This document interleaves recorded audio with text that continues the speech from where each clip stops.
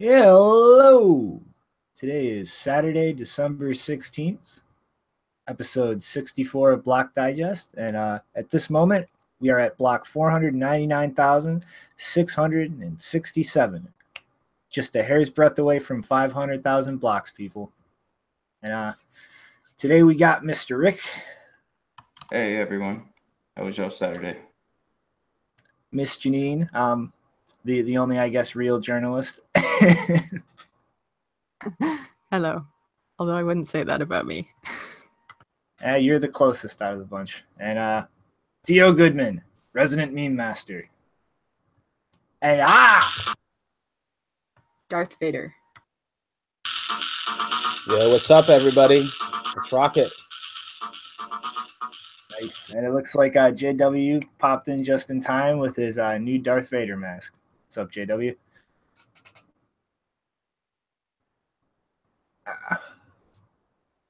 Well, I guess let's slide along into story number one. You want to kind of walk us through a little bit of this this MobileCoin thing after you yell at me for the ad, Janine? Yes. So I actually, before we get into this Wired article, I first want to start with a little story that most people are not aware of because it has not been written about. But Chris and I had the opportunity several weeks ago in November to hear, and I will not reveal their names at this point, but I've already talked about it with some people, but we had the opportunity to hear and see a presentation about a so-called signal token. Now, what this signal token was supposed to be for is because, understandably, a lot of people who use Signal don't like the fact that in order to use it, they have to sign up with a phone number.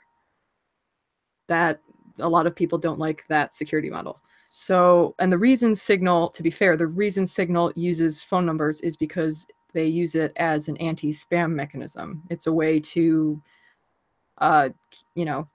make sure that they don't get their services don't get overrun. And so there's been a lot of talk recently about how to fix that, how to implement a new anti-spam mechanism that doesn't involve people's phone numbers. And the presentation that we heard several weeks ago from two people who were working on this Signal token was to create a token ecosystem for Signal. And it was very elaborate, and it involved, I believe they called it 21 trusted entities, and a lot of building relationships between ISPs, which could take the tokens and then sell them for, I suppose, fiat, because most of them would probably not be interested in cryptocurrency, but they would have that option, I assume. And Theo, I believe, was also there, and he heard about this proposal. And I thought many people there thought it was a bit much for what it was trying to do. But we kind of just let it go. Heard about this cryptocurrency by the creator of Signal. At first, I assumed that it was the announcement of that token. I am not quite sure anymore if that's what it is, because one of the features of this cryptocurrency that Moxie has created is that it is a federated system. And the whole, one of the things that the people that were presenting to us were trying to do was to get rid of the federation aspect of the token that they thought was necessary.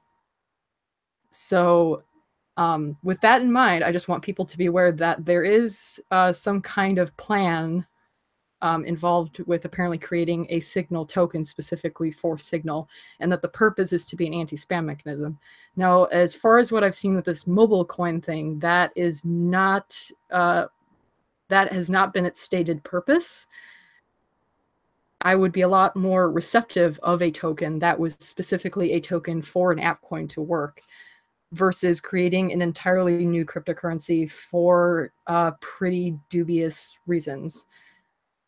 Because as you can see on the MobileCoin website, if you scroll down a little bit, they don't just say we want to create a utility token for this app. They're saying there is something fundamentally wrong with cryptocurrencies like Bitcoin currently, and we want to fix them. That was the title of the Wired article, is Moxie wants to fix cryptocurrencies. Some of those problems he apparently thinks is that there is not enough privacy, which I generally agree with. That's true. There's not enough privacy in Bitcoin, but there are already other altcoins like Monero and Zcash who are handling that at least reasonably well, I think. Another thing he thinks is a problem is that it wastes energy, which, as we know, has been a very popular topic recently and has been mostly full of bullshit.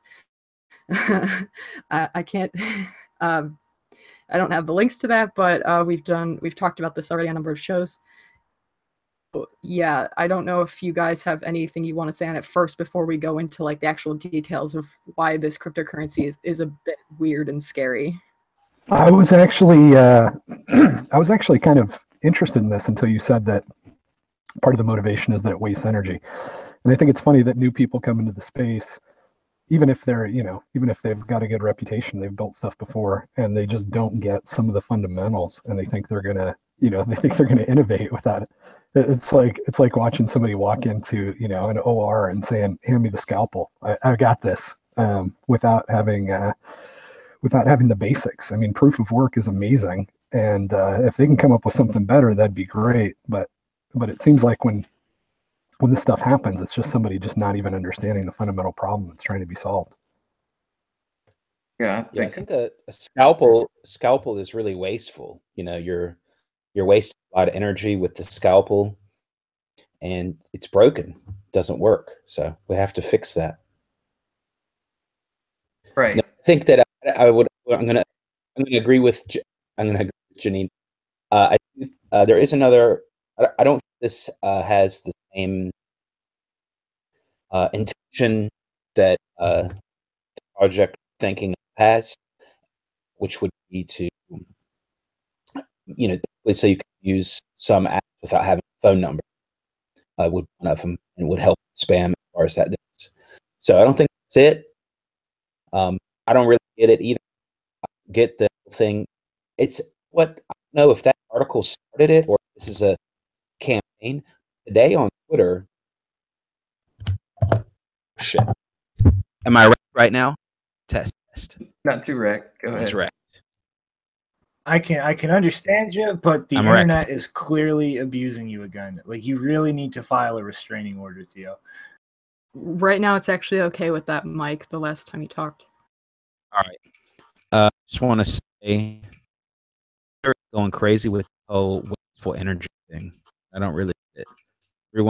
Everyone knows better. So what happens is price goes to $1,000, and everyone is an expert on Bitcoin. Oh, it's still a bit They wrecked. figure- Uh-oh.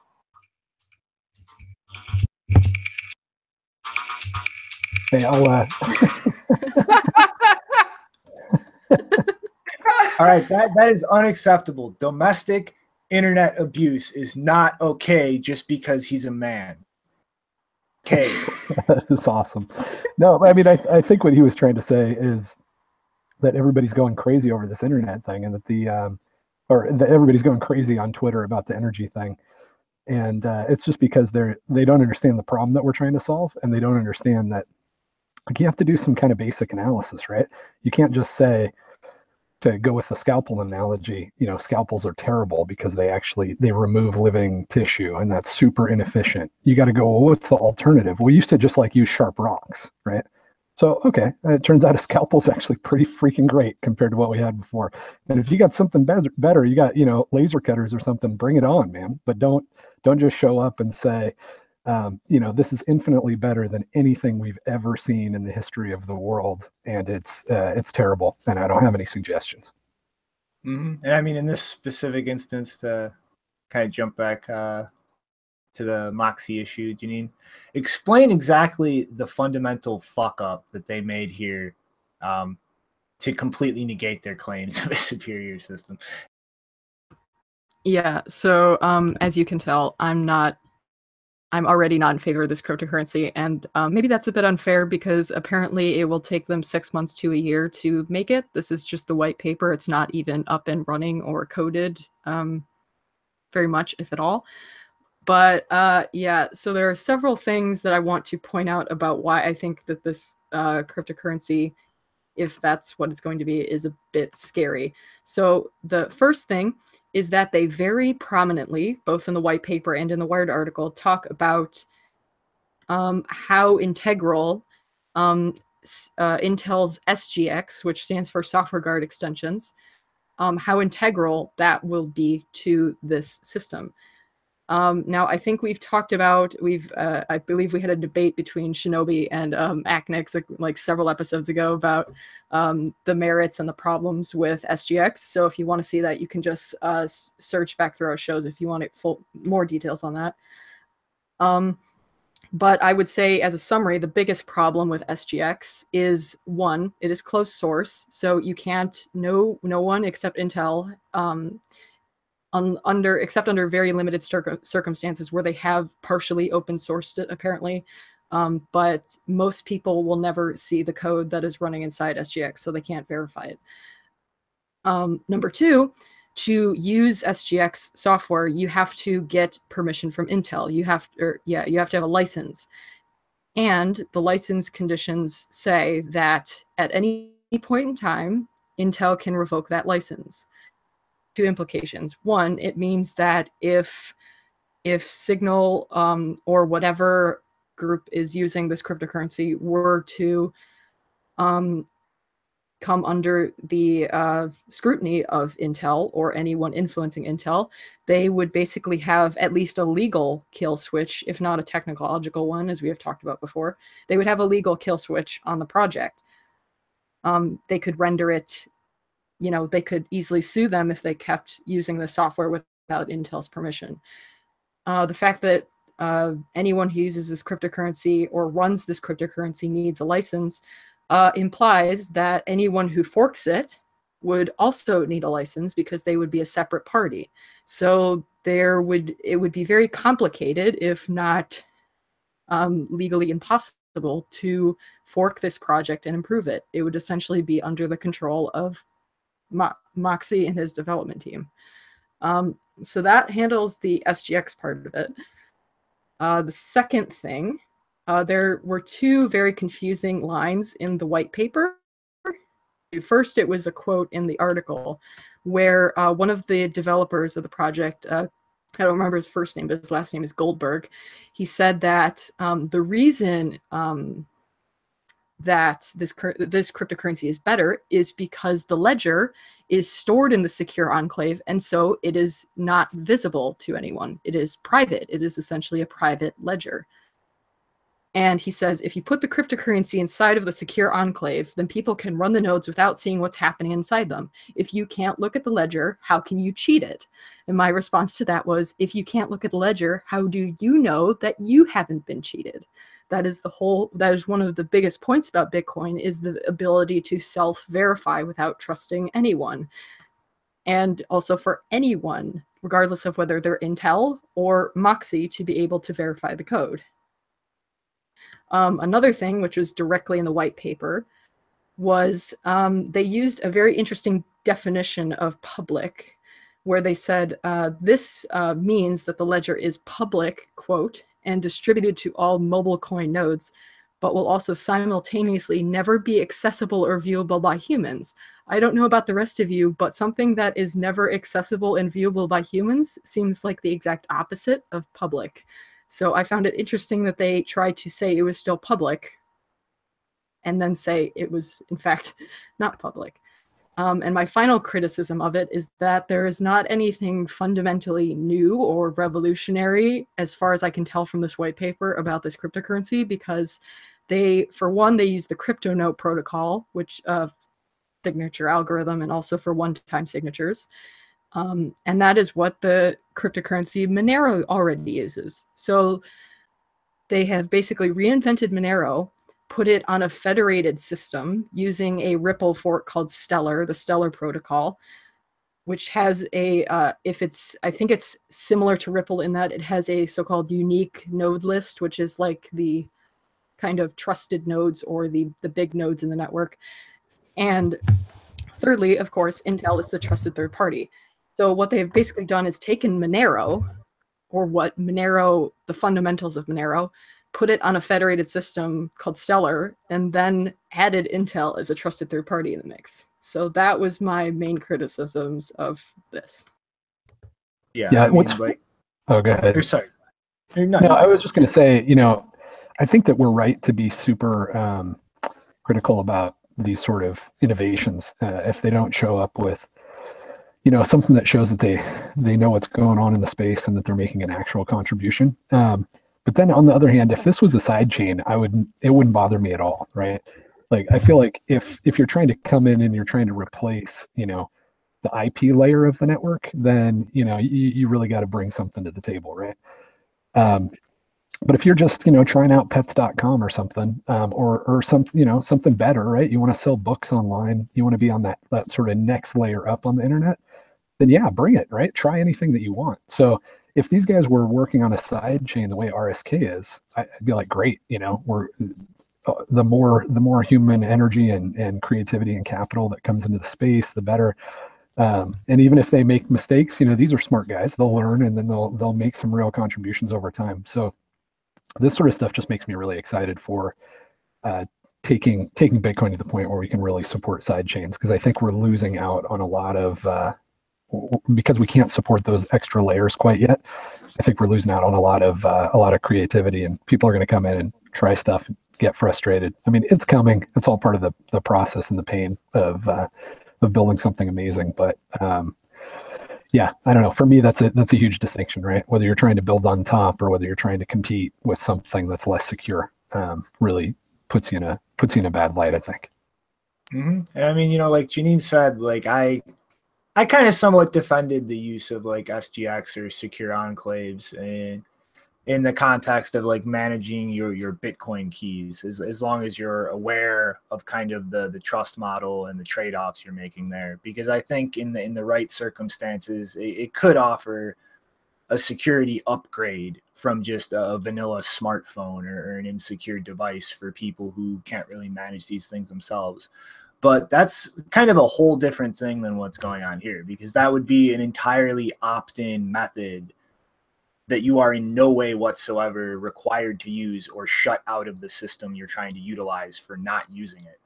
Whereas with something like this, with the entire system being ran on the enclave, and if this is used for something like a verification method for Signal or other encrypted messaging apps, well, that's a whole different game than optionally managing your Bitcoin keys with this. Because now, hey, if that's your verification method for accessing this encrypted service, you can be shut out like that at any time.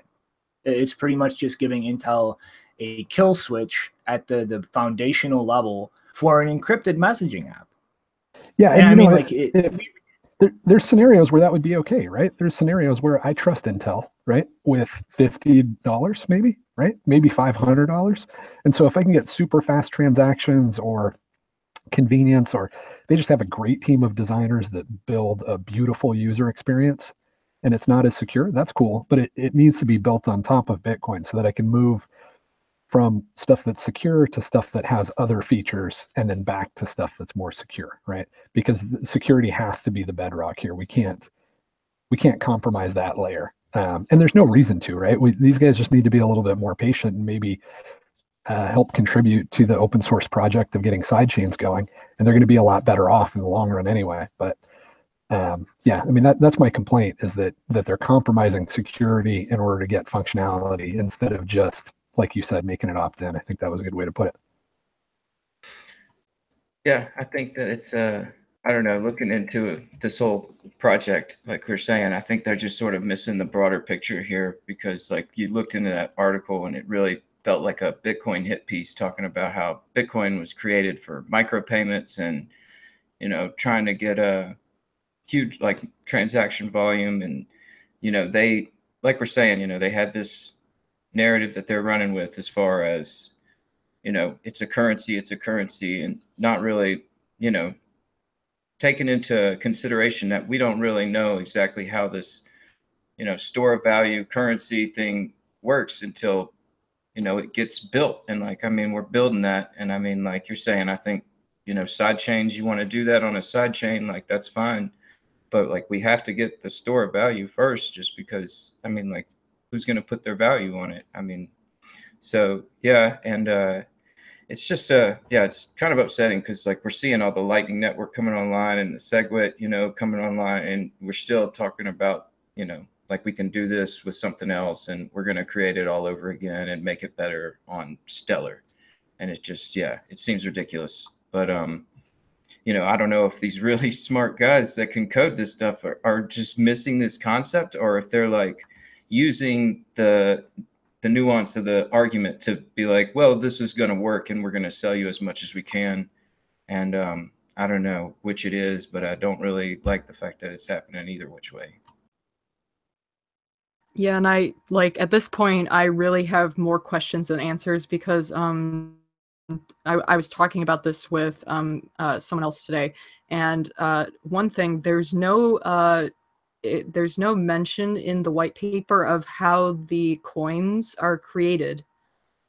We don't know, like, are they created upon, you know, being included in blocks like Bitcoin or what? There's no technical description to even know how this thing functions and how it comes into being. And Nothing Much made a really good point today in the Bitcoin Mumble about, like, as we've been saying, like, there's a fundamentally different security model for something that is just an app coin, like a coin for Signal, if that's what this ends up being, a coin for Signal and WhatsApp, which they kind of mentioned in the article, but not as extensively as what Chris and Theo and I heard at the presentation several weeks ago about a token. That's a fundamentally different security model. And if you want to have a very lax security model like this for an app coin, I don't really care. I mean, if it comes to the point where I'm required to use it to use Signal, I would probably stop using Signal, because I just don't really have a use for, you know, unless it really does help them with spam or something. I don't really have a use for it outside of that. I don't want to use it as a currency. But if you like, my fundamental problem is that if you're going to come out and say, no, we're not just creating an app coin, we're creating something that is better than Bitcoin and fixes problems in Bitcoin, then you fundamentally don't understand why Bitcoin is so important and why the things you think you are fixing were deliberately removed or excluded from the Bitcoin ecosystem from the outset in the first place. Yeah, I mean, it's kind of silly too when you think about like the whole, like if the entire idea is preventing like Sybils from just swarming the entire platform, then what do you need any currency of your own for? I mean, the entire thing is literally ran off a server on the back end that validates against your phone number. So why can't that just connect to the Bitcoin chain and you just burn some coins? And then that key that you burn coins with becomes your validation method. I mean, they could even work it into the app itself where like there's a wallet, you send it to there and it just automatically burns it and then has that key on that device. And you could do that with pretty much any cryptocurrency. And like over time, they could just, you know, bring more nodes online and support more currencies for that. And at the end of the day, if it's only about preventing a Sybil attack, well, you're proving value is burned. And then that is inherently tied to a cryptographic key on any of the systems you would do it in. So there it is. Like you have your verification of value burnt. That's your access token now instead of a phone number. Yeah, it's a great point. What problem are they trying to solve that Bitcoin hasn't already solved for them? That'd probably be the first question. Yeah, so in the white paper, the two things that it says is that Bitcoin and a lot of these cryptocurrencies in general don't have very good UX or user interfaces. So they want to build better user interfaces. And then I believe the other problem I would have to, Shinobi, I don't know if you have the white paper off in a tab still. It's like in the first 2-3 paragraphs of the white paper. At the very top in the intro. I think it was UX and privacy. I don't remember. Yeah, so yeah, oh, okay. So it was UX and transaction speed. So the two problems they're trying to solve is that Bitcoin apparently does not have good user interfaces, which I agree with that. And then they also think confirmation speed is a problem, that 10 minutes is too long, even if you have shorter confirmation times with things like the Lightning Network. But how often are you going to have to set up a new phone number, right? I mean, are you doing that like 5 times a day? So 10 minutes is just so oppressive. That doesn't make sense to me. And then the other concern, I mean, an open source project that has bad UX, that's like almost the definition of an open source project until people come in and build on top of it, right? So like they don't like Linux because it doesn't have good UX. No, of course not. They built applications on top of, Linux and other open source tools because that's kind of what Silicon Valley does now, right? So both of those are totally nonsensical as far as I can tell. Right. And like Janine, you were saying earlier in the mumble, how it's like if they really just wanted to fix the user interface, they can, do that. They could start working on the core interface and start submitting requests. And I mean, as far as the transaction thing goes, it's like we got Segwit, Lightning. I mean, yeah, it's yeah, I don't see what they're trying to solve either. Or use Litecoin if you really care. It probably means that they're not trying. They're probably just trying to signal to investors. They're trying to send the right messaging, right, to either investors or users. Because if they present a problem that doesn't really look like a problem, that's not really their motivation.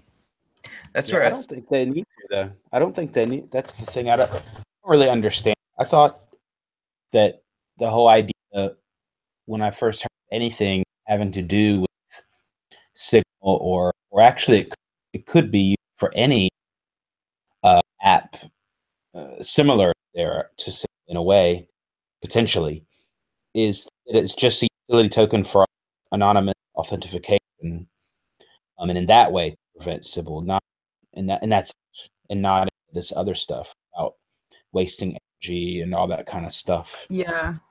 So I don't really get this at all, and I'm not 100% sure that this is the only project going on with it.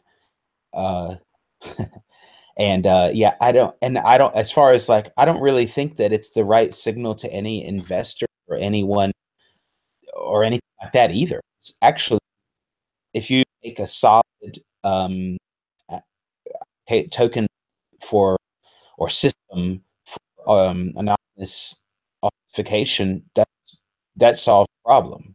So I don't see all these other ones as problems like we've described, really. So I don't really get maybe it's kind of like an ideological urge to do something environmentally friendly, or I don't know. I don't really get it. But yeah, it is right for right now. I still don't think we've seen the end of this. I think there's going to be someone that tries to figure out this thing with anonymous authentication, whether it's sidechain, an altcoin, or similar to what's described. I don't know.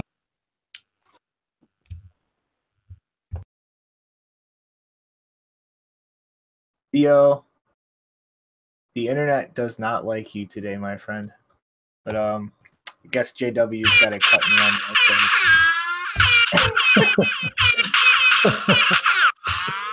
Yeah, sorry guys. I will get my schedule in coordination with yours very soon, so that I can be here for the whole show. But yeah, I will catch you shortly. I guess the last thing I want to say is I do really appreciate how easy it is to navigate these things. I think at some point it might get really, really hard to figure out who knows what they're talking about and who doesn't. But I really appreciate that right now they always throw out something just totally ridiculous and retarded, like, oh, incidentally, we're really concerned about energy consumption, right? And you can just go, oh yeah, they have no idea what's going on here. So at least we still have that going for us. Mm-hmm. Yeah, right. Catch you later though, JW. We'll keep working at it. Yeah. So if anyone couldn't really hear Theo, he was saying that that he doesn't understand, because obviously we both heard the thing about the token, and the goals of that about anti-spam completely are absent from this white paper, which is one of the reasons why I think they're probably two separate projects, and maybe Moxie decided to go off on his own and do something else and was willing to make the trade-off to keep Federation for some whatever reason. But that's why I think that they're probably separate. And I don't, if this currency had included in its introduction that they were still on that path, I might give it a bit of a break. But since it's not doing that and it's making claims that it can't really substantiate and not even giving technical explanations or evidence for any of those claims, like I'm at this point I'm not interested, and I'm frankly angry that this is being promoted in publications like Wired. No, I mean, like sorry, go ahead, Rick. No, I was just going to say that it is, like, to me, I think that the obfuscation, like, sort of just the place, like, acting the ignorance of the fact of, like, why we're here with Bitcoin, it just feels like, yeah, it's like you say the buzzwords to get the investors that are not too bright about this space and try and just soak up as much money as they can until, I don't know, I guess this is the market trying to find those people that are, I guess like some hardcore libertarians would say, like, deserve to lose their money because they invest in things that they don't investigate in. So I don't know. That's just like a small little comment I was going to make about just like, because I feel like these guys are smart enough to understand what we're here for. So it just, I don't know, it feels like they are saying the right things to try and get investors. To me, I don't know. Yeah, and if one more thing, if Moxie by any chance ever watches this show, he probably won't. But if he does, I have a few things to recommend to you if you want to do something useful instead of being redundant. Signal was one of those useful things, but this cryptocurrency, as far as I can tell, will be redundant. So here's what you can do instead, Moxie. You can acknowledge that there are already privacy-focused cryptocurrencies that are up and running. You do not need to create a new one. And if you are worried about the user experience, then you should contribute whatever investor money you get or whatever development experience you get, you should give it to Monero or Zcash. Because that would help a lot. They need user experience developers. If you don't want to do that, you could also, if you want a mobile app with fast, easy payments, you can contribute to Lightning Network, which is on Bitcoin. And so you would take advantage of the security of Bitcoin without the supposed energy intensity of transacting on the main chain. So yeah, that's what I would recommend. Don't create redundant cryptocurrencies, and don't complain about problems when it is a lot more pragmatic to contribute to existing stuff that already functions and already works. It also seems like a mechanism to sell trust in Intel products too, and I don't know how I feel about that. I mean, like, I'm just kind of worried, like, longer term.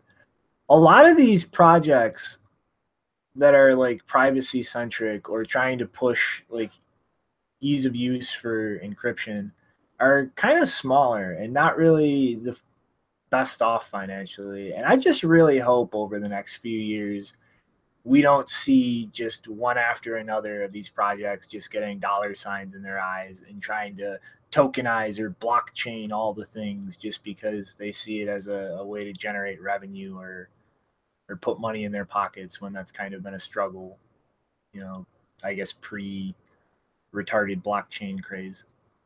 And I'm sad to announce it looks like the internet has killed Theo finally, and his respawn period isn't until the next episode.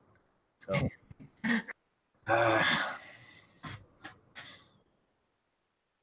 just the way. But yeah, has anybody else got anything more to add though to the whole Moxie chain?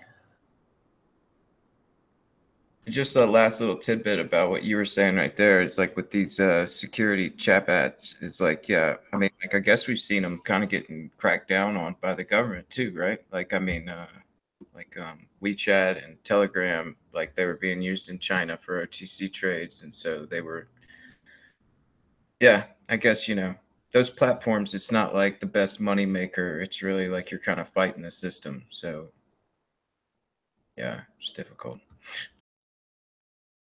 Mm-hmm. Speaking of the system, though, and the nonsense that it systemizes, I like Jesus Christ, this fucking story. So, a New York woman, Zubia Shanaz, I believe, was Pakistani and working as a lab technician in a New York hospital. Okay, first, let's say after she was busted, analyzed her computers and found a bunch of ISIS material and evidence that she had used a loan that she took out for around $85,000 to buy a bunch of Bitcoin to send to ISIS.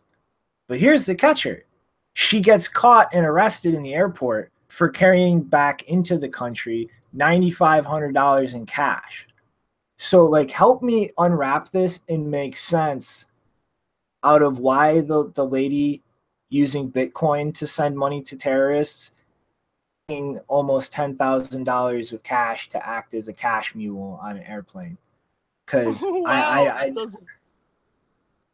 yeah, I mean, it doesn't make sense.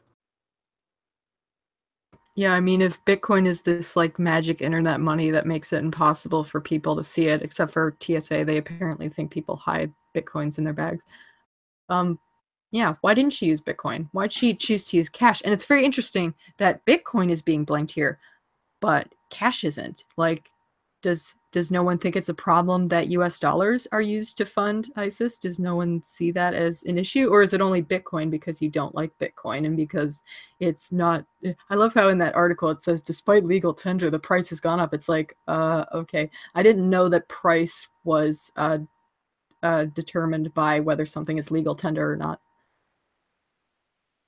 Yeah, I think, like, you find somebody doing something where, something to do with terrorism, and maybe there's Bitcoin in their past, it's going to come to light. Like, I feel like there's just this crew of, I guess, like Jamie Dimon and some others that are just like, as soon as they find something, inkling of a way to bring FUD to the forefront, they're going to do it, because this was like the most...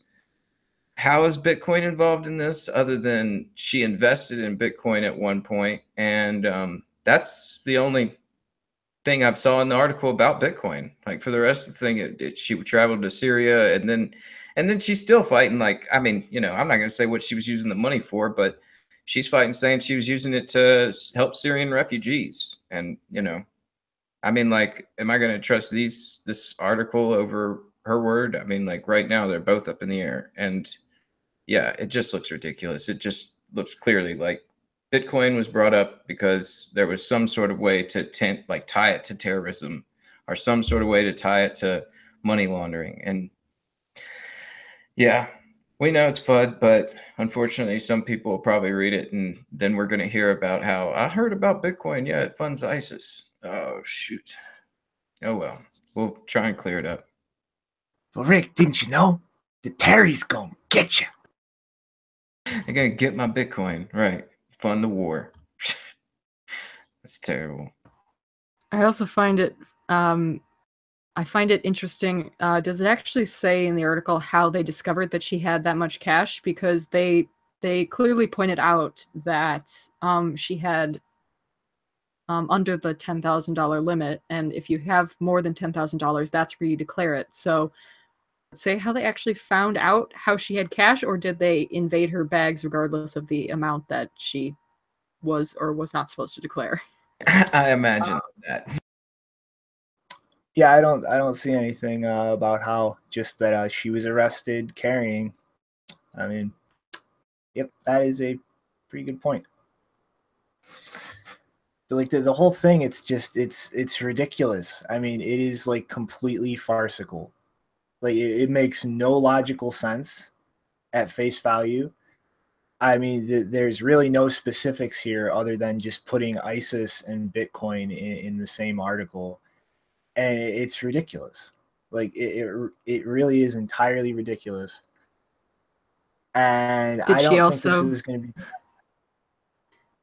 I was just curious, did she also invest in things like Beanie Babies or cars or health insurance? Because that might be relevant. Beanie Babies. Oh, shit. They're funding ISIS. Oh, no. terrorists use cars. We can't. Okay, guys, that's it. We have to outlaw cars and rip up all the roads. I mean, she was a doctor. Is it so crazy to think that she went over there to provide aid and purchase drugs to actually help people like recoup and get better? Like, what's this article is really lacking in depth. Yeah, and I mean, like, going into that vein, is really murky about like which side, because I imagine if you're helping Syrian refugees and those refugees are seen as the terrorists on that side, then you're probably going to get hassled when you come back. I mean, and I imagine most of these people that are trying to help refugees aren't looking at sides that much.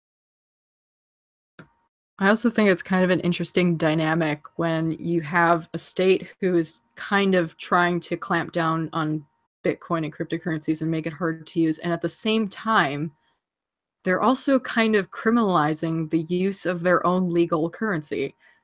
Isn't that kind of weird?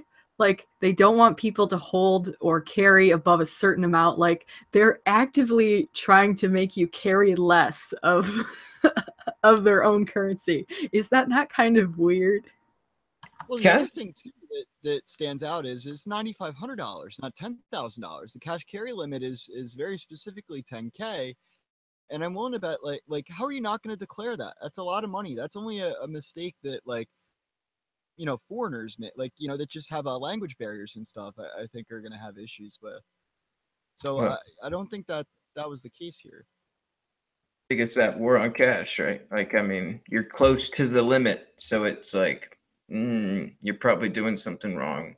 And I wouldn't be surprised if that limit drops or if they fiddle with it in some sort of way, like India did with their, taking out certain notes and stuff like that.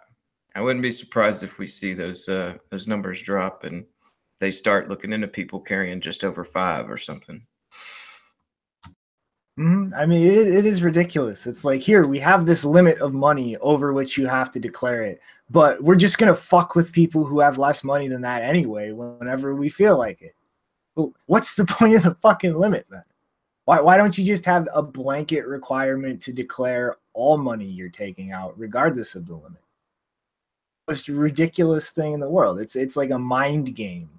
Like, we're just gonna have this here set up like this and enforce it like this so we can fuck with you. Yeah, I actually remember a few months ago there was stuff happening in the EU where they were trying to get banks to implement a policy where, like, they would prioritize the people who deposited more than $10,000. They would be prioritized, but they were trying to make it so that the banks would have the legal flexibility to go after anyone who deposited any significant amount above, say, $1,000 at one time. Like, these withdrawal limits and everything, or carry limits, are completely arbitrary because all they're trying to do is control money. And yeah, probably this kind of stuff is going to get increasingly restricted, but even in the EU. But I just find it weird that they have these policies when it's blatantly obvious that they're just used to control people. They don't actually care about the amount, and basically they treat people as if any amount of money is suspicious. Like, you're basically guilty until proven innocent in all these cases. Yeah, and I mean, in the case of Bitcoin itself too, I mean, like, a lot of people have pointed this out a few times since the requirements were made to declare crypto when you're leaving the country. What the hell happens if you have like less than this dollar value when you get on the plane and it's more when you land? I mean, like how do you handle that situation? Leave the country with more than that much money, but I'm landing in another country with that if the price pops up high enough, and that I have no control over that. Yeah, I think Andreas has pointed this out before, but the policies about having, like, I mean, most countries haven't really done that. They kind of they will imply that they do, but they haven't. The idea that you should have to declare Bitcoin, but you don't have to declare how much money is on your debit card, like, there's a complete disassociation between those two cases that shouldn't exist, because that is frankly, if you like, sorry TSA, there are no physical Bitcoins like cash in your bag. You can, any Bitcoin that is in someone's bag is a password or a key or something like that, which is pretty analogous to a PIN for a bank account or a debit card. Like those are more closely related than it is to cash. Now, obviously they're different, but to say that someone shouldn't have to declare how much is on their debit card, but they have to declare how much Bitcoin is in the ether that they control, I think that it's like a fundamental misunderstanding of what this is. Yeah, I think that this is such a ridiculous story, because it's like, yeah, it's like, how does this all tie into Bitcoin? I don't know, because it seems like there's a lot more problems going on as to why this actually played out. Yeah, but I mean, in the end, we all know this is not the end of this. Like the Terrys are coming, and the FUD is probably just getting started on this topic. The Terriers are also coming. Terriers. Doge. Scary Terrys. Is Doge going up right now? Because I heard a bunch of people saying that Doge is being a miracle. No! It's supposed to go down to the 1 sat floor and build up fuck tons of liquidity so it can become a perfect store of value against Bitcoin. It pumped. What are you doing, Dogecoiners? Pumped. It inflates forever, right? Like it's a Satoshi. What is it doing? What's going on? It's crazy. Up 8 I mean, cents. It's the dog. It's always the dog. I mean, like, seriously, think about it. I've mentioned a few times, and everybody knows the Litecoin meme is it stitches itself in as a settlement layer alternative, through Lightning Network to Bitcoin. If Doge can hit that fucking 1 sat floor and hold it and build up a mountain of liquidity, it's over. Like, all the hoops that Litecoin has to jump through, they don't matter because it's 1 sat. It'll always be 1 sat. You don't have to worry about Bitcoin slippage moving back and forth between it. I mean, like, come on, Dogecoiners, get your shit together. You guys can just fucking leapfrog over Litecoin. Yeah, I'll admit I was kind of like, when I was holding those Litecoin bags for a while, I started hearing things about Doge. Just like, oh shit, I don't know about this. Doge could maybe steal the spotlight. Yeah, and just to clarify for anyone who doesn't know about Bitcoin denominations, a Satoshi is 100 millionth of a Bitcoin. So the fact that Dogecoin is worth a Satoshi is, I mean, I guess that's okay, but it's not huge news. All right. So who's ready? Who's ready to shit all over the crypto space's favorite punching bag? Is everybody ready? I'm ready. Bam! Yet another fucking security problem with another aspect of the Ethereum ecosystem. Oh wait, I'm confused. You weren't going to this wasn't a segue into Bitfinex? I thought they were the punching bag. I thought it was Coinbase. Okay. There are apparently a lot of punching bags. Our hatred is all directed in different places. But my favorite punching bag, and we can move on and do our favorite in turn. But the Mist browser. Yeah. So pretty much how this works out on a software level is you have a Chromium fork, Electron, which is a framework from GitHub to kind of smooth cross-platform building in JavaScript. And, then this is just Mist. Well, as demonstrated here, if there's a security problem in Chromium, or if there's a security problem in the Electron framework, which was the case here, hey, maybe it's not a smart idea to store your keys for a cryptocurrency in a thing that has 2 different points of failure underneath the project itself. I mean, like, they've literally pretty much just told everybody, like, don't keep large amounts of tokens on here. Use a separate Ethereum wallet that can actually plug into this and manage the keys. Back up your keys, but don't forget, don't use a cloud storage, guys. And the best parts, don't visit untrusted websites with Mist. Don't use Mist on untrusted networks. Up to date. And keep your antivirus going, people. I mean, like, this is ridiculous. Like, their whole meme is we're going to build the internet on Ethereum and have this nice browser that you can use that's just forked off of Chromium using a framework that other people maintain. And a security flaw in any of those other layers fucks the whole thing. I mean, seriously? I'm actually curious, what do they consider to be a secure contract solution? Because as far as I know, there is not a secure, functioning consumer-facing multi-sig wallet for Ethereum at the moment. So which contract do they want us to put it in? CryptoKitties or something? Is that what they want? I don't know. Oh, man. Yeah, I mean, what can you use? What actually works? Like, do they have anything? It's amazing. Nothing that's gonna keep you secure. I would have just stopped at the hardware wallet part because that seems like the best and maybe only option at the moment. Yeah, and I mean, the whole logic is like at a fundamental level mind-boggling to me. Web browsers are not secure. And it's literally one of the biggest whack-a-mole games in terms of security. And there's bugs in pretty much everything out there.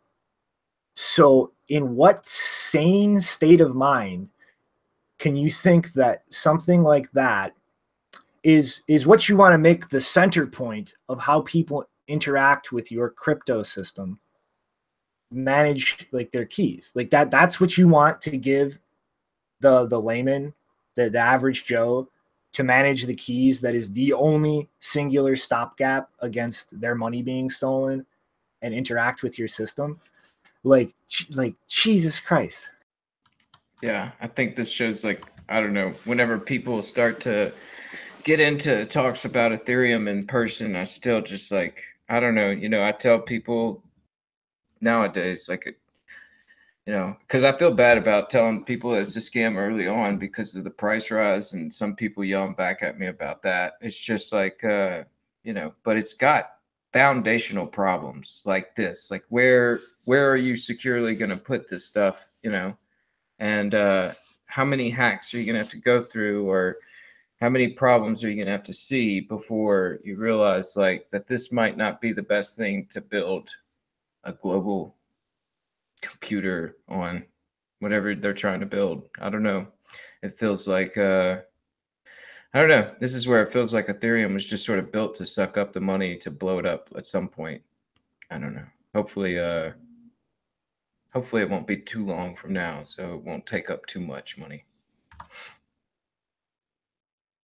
Yeah, I mean, like, Acnix, like, what are your thoughts on, making a web browser that has a JavaScript engine that's pulling scripts and information from half a dozen different sites when you're using the regular internet be the already fucked internet and the even more fucked blockchain that is Ethereum? Scary. Without some kind of like way to compare and validate that code, it's a nightmare. So there needs to be a way to basically validate that the JavaScript does what it says it does, that it computes in such a way that is dependable and reliable. And like right now, I don't really believe we have that ecosystem. It actually is funny because that's it reminds me of like the reason why computers were created in the first place, right? Like the shipping navigation routes and the Babbage engine, right? They wanted to see who basically had the best cartography and who had the best shipping channels, right? And it was hard to take anyone's word for it. You had all these different people producing all these different routes, right? And what was the most efficient way to navigate? And this is the same thing, right? We're navigating the web. We have the browser. Like, what is the most efficient like way to navigate the web? Same exact problem. And it's ironic because we're using computers now, right? I just find that funny. I mean, it's like it's ridiculous that like in dealing with something like Ethereum that is trying to pretty much create the everything platform that still boils down to a user having to manage their own cryptographic keys to interact with, wants to drag all of the security issues of the web with it and slap those together into the same platform. It's like what the fuck is going on? It's like Boeing dropping by the Home Depot parking lot and being like, "Hey, who can work on the fucking new jumbo jet, guys?"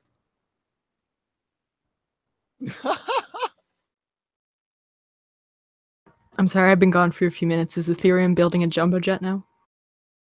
Oh, I'm just God. talking shit about the retardedness of the Mist browser and the whole idea of having people interact with Ethereum like that. It's just piling up the security risk, right? I mean, like it's already a risk with Ethereum, and then, like you're saying, you just throw it on a browser, it's even bigger risks. Now you just like all this extra opportunity risk just appeared. And all right, some news that might excite some of the more tortured traders that could potentially be watching.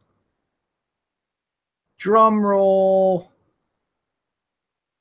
Holy shit, guys. Kraken is finally actually upgrading their trading engine.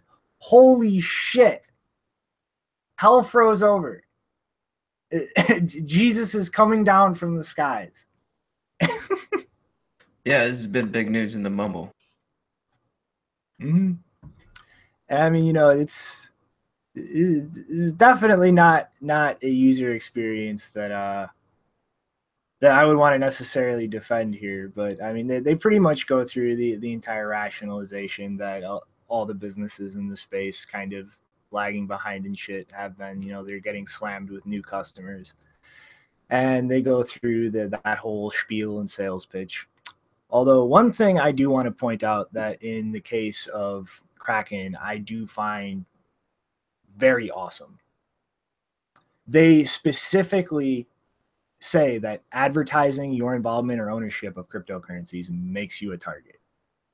Like they actually took the time and reminded their customers that just being known to own these kinds of assets is potentially a safety risk.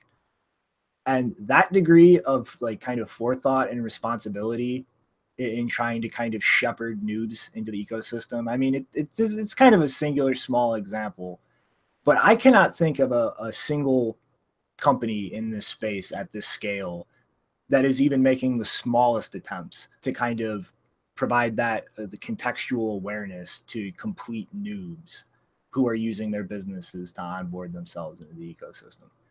And like that, I am very happy to see. Yeah, I was really impressed because Kraken was also I mean, I've never used Kraken. I have no idea what their exchange service is like, and apparently it's been abysmal lately. But I did enjoy their they made a really good blog post. I think several months ago, maybe, I don't know how long ago it was, but there's always been this blog post circulating around on social media whenever stuff happens, like wallets get hacked or something like that. They had a really good blog post about how to secure your mobile device with two-factor authentication and the risks of using SMS and the fact that you're using a mobile phone at all to access or hold your cryptocurrency, that's a significant risk. So I really appreciate that they are one of the few exchanges that has actually made the effort to actually talk about the other information security aspects of owning cryptocurrencies just besides exchange security. So I do like that. Yeah, it would be nice to see maybe a little pop-up on a Coinbase app saying like, do not, secure that much on this phone, because I've seen people that I know that invested in, they say like, look, it's like they're keeping it on their phone. It's like, I don't know, that's a risk that they don't know about. Yeah, and I mean, I mean, next week they're going to be going down for a bit and actually transitioning into the upgrade. But, you know, not to downplay or pretend their infamously horrible trading engine is, but like if they actually roll out this upgrade and we see a substantial improvement for that on top of like just the actual efforts other companies aren't taking to really educate their users about what they're getting into, like I have a good feeling about this company going forward, like that they're actually taking a responsible attitude about their relationship between themselves and their customers, as opposed to a lot of other companies in the space who really doing that or doing the exact opposite. Speaking of serving customers, James Bond would like one of us to take our shirt off, apparently. Yeah, I was just responding to that. You know, I'll do it if we have somebody on and they go into mad science, like old school John said. I'll take my shirt off then for no Bitcoin, just to like, you know, make a statement. It's like the only time I think I'd take it off on here. Is if somebody like Vinny comes on and starts talking about Civic or something. Yeah, I just want to point out that it's kind of related to that statement about, you know, you should be very careful advertising the fact that you're involved with cryptocurrencies. And that is one of the reasons that I don't, that's why I don't come on video. And that's why I don't post pictures of myself anywhere, because I enjoy the luxury of walking down the street and not being recognized by people, or even going to conferences with people that I talk to regularly and not being recognized at all until I actually come up to them and say, hey, this is who I am, by the way. I enjoy that luxury because I don't want to have to deal with creepy people coming after me thinking, oh, this person is carrying money around with them, I'm going to take it, and there's no consequences for that.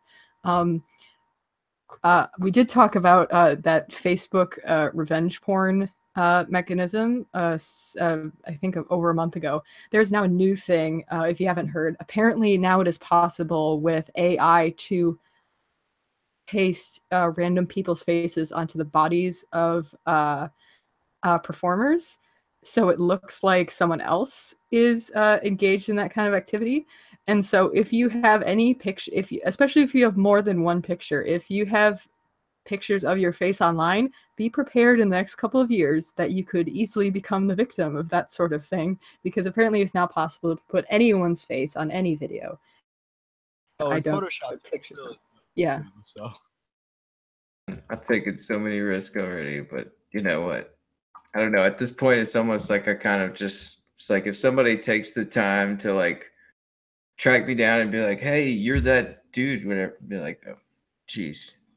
I don't know. Just keep walking or something. Because I mean, like, I don't know. I just don't think that's gonna happen. But I mean, like, if it does, I'll deal with it when it does. But yeah, I wouldn't be surprised if at some point I get memed for just showing my face. My face will never be seen unless it's in the form of a meme. Right, you're gonna be the meme. You're just gonna be, every monkey's a meme. They could turn any monkey into a meme for you. Mm-hmm. But to, I guess, slide along to a contrary example to the company just mentioned, BitPay is finally doing what everybody knew they were going to do and start processing payments on other chains, of course, starting with Bitcoin Cash. And of course, in the first paragraph, they need to brag about their number growth, which I'm going to be pretty skeptical of, because yeah, that's just private company numbers. I mean, we've kind of talked about the possibility that some of these businesses are gaming their numbers intentionally, or that they just might naturally be not very representative. And they go on, of course, to talk about minor fees and so on and so forth. And I mean, this is one of the most disingenuous things ever, because yeah, I'm kind of lazy right now. I don't want to pull it up now, but it will be in the show notes after we're done, right after. But BitPay, in their own site and FAQs, pretty much spell out that they directly charge higher fees to account for sweeping UTXOs. So, I mean, if anybody's really that new here watching and doesn't know this, when you spend a Bitcoin transaction, you're pretty much combining a bunch of different inputs and creating a new output that has to be within the range of a value that each of the inputs were. And each transaction kind of creates new outputs or coins like this. And when you have more individual outputs in a transaction, that's going to create a higher fee because it's more data. And like they're literally just passing that cost on, only really mentioning it in their FAQ buried in their site directly to the users. So they're not even really paying the operational costs that intrinsically come with operating on a blockchain that functions like Bitcoin with an output model. And as well, like high fees, let's break down the kinds of merchants using Bitcoin. It's either online or offline. Now, in the case of an offline merchant, somebody you're actually physically in a shop with, I understand that you need some degree of certainty and a confirmation before they walk off with a product, or it's going to be a high fee. But that's also kind of one of the least common places to spend Bitcoin, someplace in person. And when you're dealing with online purchases, like, is it really going to completely destroy the user experience for me to click send and my transaction not confirm for an hour when it has to confirm? Something actually has to be shipped out to me that is going to take days anyway. Like, is that extra hour going to all of a sudden double my shipping time for my product to arrive? No. Like, that issue dealing with online merchants is literally as simple as a longer payment window.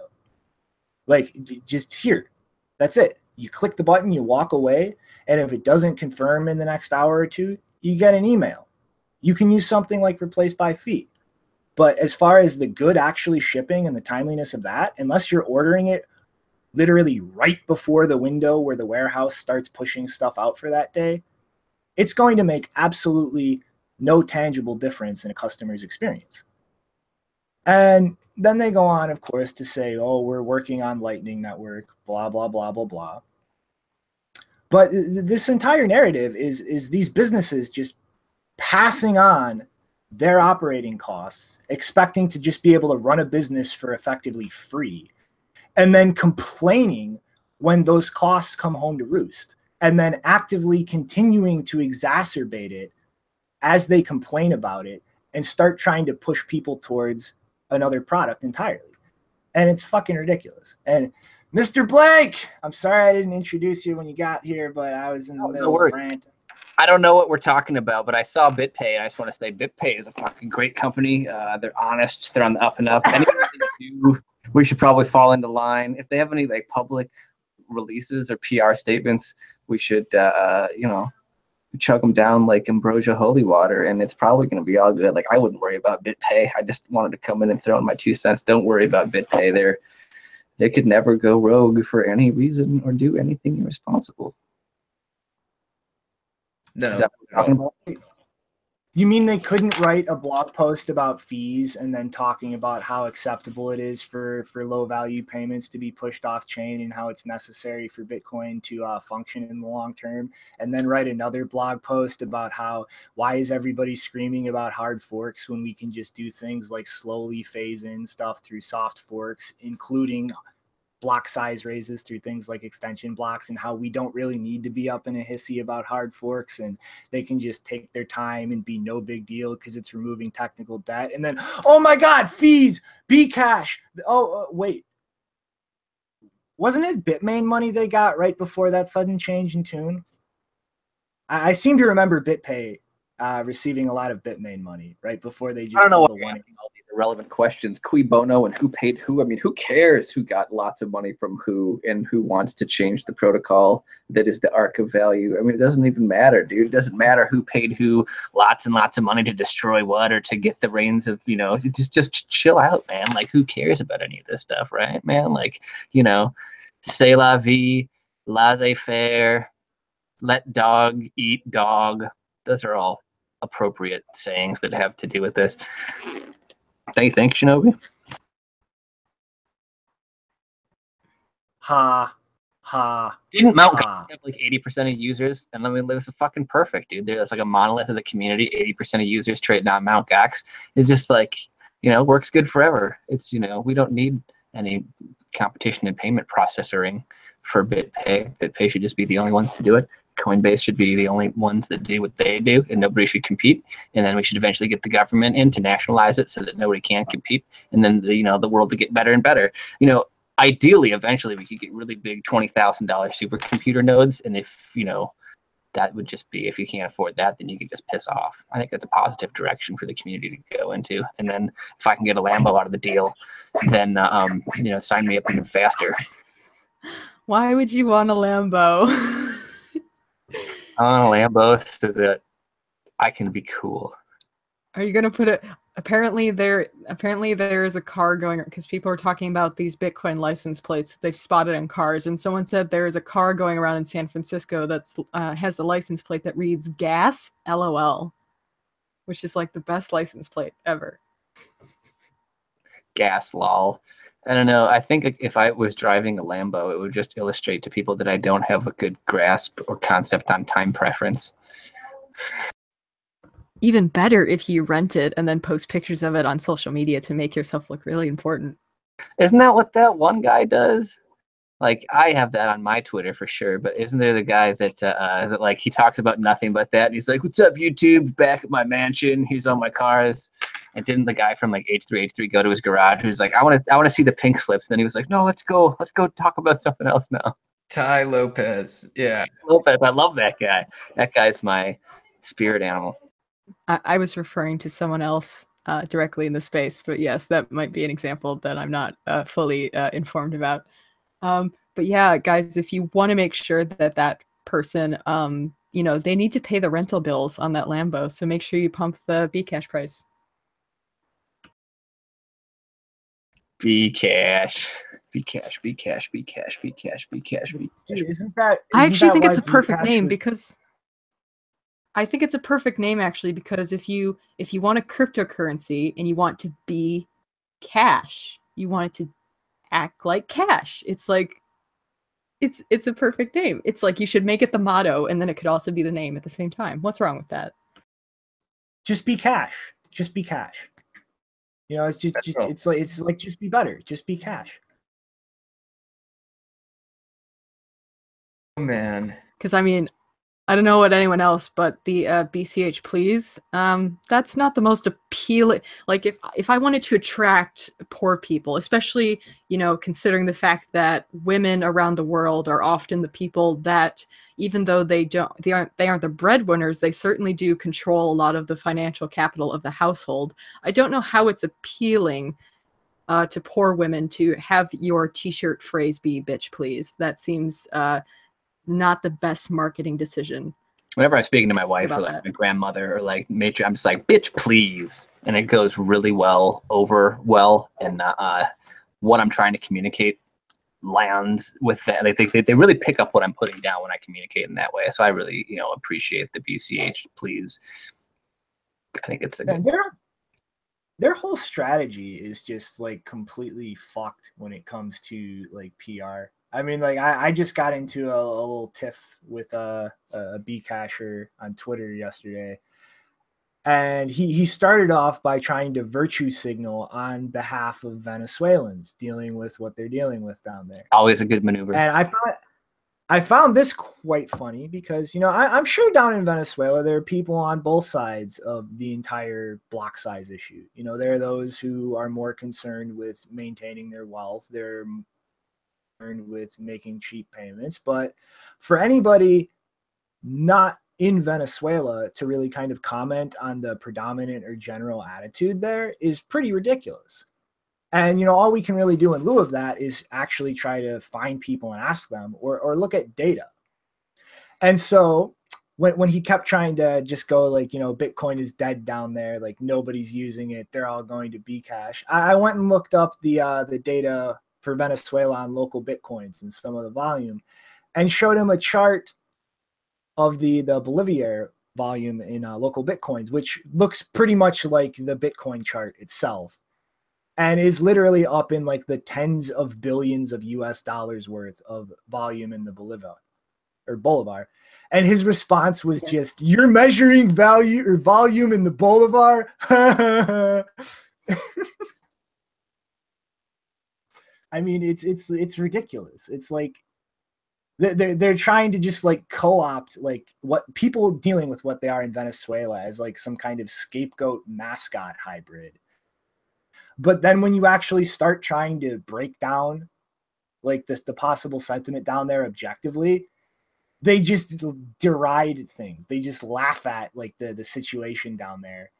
Dude, it's just what's the problem in Venezuela? The problem is that they don't have a Visa competitor to get coffee quickly. And if they could get coffee faster in Venezuela, all the other shit would sort itself out. Any economist will tell you, if they can get on-chain coffee in Venezuela, that's it. Like the rest of the technological value add of the world never made its way to Venezuela. And because they don't have a Visa competitor to really, really, really quickly circulate their shitty money fast through the pipes, it's not working. And if it just went faster through the pipes, then the whole thing would be fine. It would just be, great. So we need an unlimited block size, and we need a lot faster transactions. And then the third world can have money, because that's a really tenable argument that we need really, really cheap fees, and that's going to save the third world. Not a stable arc of value in the debt flood. That's all stupid bullshit. That's all Adam Back fucking clowning around with his, chuckle-headed shenanigans. All those guys with their shenanigans are just, I don't know what they're thinking trying to make this arc against the debt flood, but we need some high-velocity Keynesian bullshit quick. Otherwise, Venezuela isn't going to get, their coffee on-chain, and I think that's sad. I have an admission to make on this subject because I feel that it's an important bias that should be disclosed. I am not a coffee drinker, so the appeal to coffee doesn't really. I'm pretty sure that's a logical fallacy by now. The appeal to coffee, does not work on me because I don't care about coffee. I have lived my entire life without drinking coffee. What about a slice of pizza? Slice of pizza is about the same cost. Yeah, true. Well, not anymore. I mean, at least not that pizza that was bought in 2010 with the 10,000 bitcoins. Oh yeah, not that one. I don't know if you guys are very expensive pizza. I don't know if you guys are familiar with Satoshi's vision, but it sounds like you're not, because Satoshi's vision's in the white paper, so sounds like you're not familiar with his vision in the white paper. Satoshi's vision. Wait, yeah, his vision, the white paper. Wait, hold on, Blake. Hold on. Are you familiar, Blake, with the Satoshi's vision in the white paper? Yeah, it's coffee. That the strategy laid out in the white paper to deal with validity problems was accept alerts from network nodes. So where are these network node alerts, Blake, Mr. Blake? Where's your Satoshi vision? I need my coffee. I don't see the word coffee mentioned in Satoshi's vision anywhere. I don't really understand how the airplane works, but I want to demand that it flies faster. This is a new argument I'm hearing. I've just been told that the real reason is Satoshi was pissed off that the price of coffee was going up year over year, and that's the real reason that it was created. Oh, fucking coffee deflation. Nailed it. Actually, I thought the real reason that he left was because Gavin threatened to open a competing coffee business or something. Didn't he want to go to like the central institution of I don't know, some kind of acronym? He wanted to go to the he wanted to get coffee censored. I thought the CIA made Bitcoin as part of a Illuminati conspiracy theory to like put chips in everybody's hands and track and control the whole world supply with the help of Blockstream and all their private second layer technologies. Like or at least that's what our BTC is going to be saying in 6 months. I remember now. I believe it was because Gavin wanted to give a talk to the Central Insomniac Association. That was probably it. Zing. Well played. Oh man.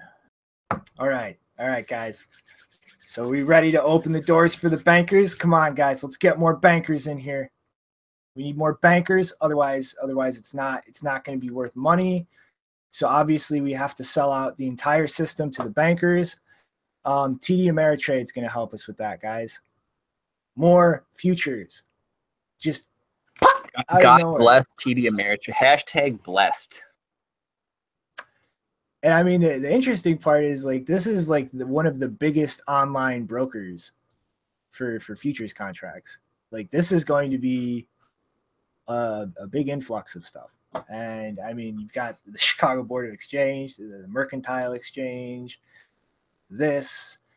JP Morgan wants to list futures. The NASDAQ has been looking at. I mean, all like kinds of people are going to have exposure to getting wrecked by shorting futures. It's going to be amazing how many people are going to be able to get wrecked by shorting Bitcoin.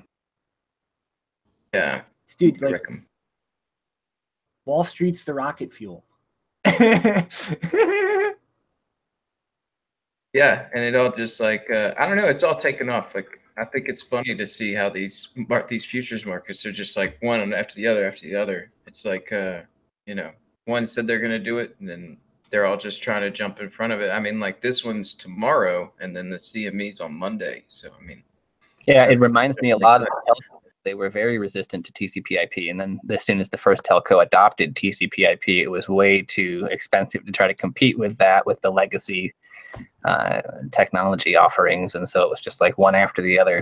And then I think that this is a very similar thing. Like a lot of people are like, oh, it's not like Bitcoin is priced like a normal stock or commodity. It's priced like the adoption of a technology. And it's like, yeah, that's what we've been saying. Admittedly, not as well as that for a long time. We haven't been able to find those words in that order. But yes, that seems right. Programmable money is good. Yeah. Janine, did you want to jump in? No, not at the moment. I was just I was thinking about other coffee analogies. I'm sorry. I needed to make a fridge run, and you guys caught me. You were supposed to just cover for me without realizing it. I hate you all. No, I need to stop what I was saying right in the middle of it, and then just have silence, and then wait for the show to be rescued. I'm really good at being on the show. Yeah, yeah. I do want to point out though that not all of the Venezuelans that are using Bitcoin are in a completely desperate situation, because apparently some of them have done well enough that they're actually taking honeymoons and things to New York. So, I mean, I assume that those are the very, very early adopters, but yeah, I'm sure some of them could afford to pay for coffees on chain. Maybe they can use Star Blocks. Is that what it is? Yes, you can buy coffee with the Lightning Network, Star Blocks. Yeah, didn't you guys know last April 1st, Blockstream signed a deal with Starbucks? It's all the coffee on all the chains. I mean, like why does everybody forget all the news stories on April 1st every year? Like, is everybody brain damaged or something? Maybe we've been misinterpreting this all along. Maybe it's not that Roger wants to pay for coffee on chain. He wants to open a chain of coffee stores. Maybe we've been getting this all wrong. That could be. He wants to open a coffee chain. Carpella seemed more interested in coffee shops than in Mount Gox, so maybe this rhymes. I see a Netflix original series in the future.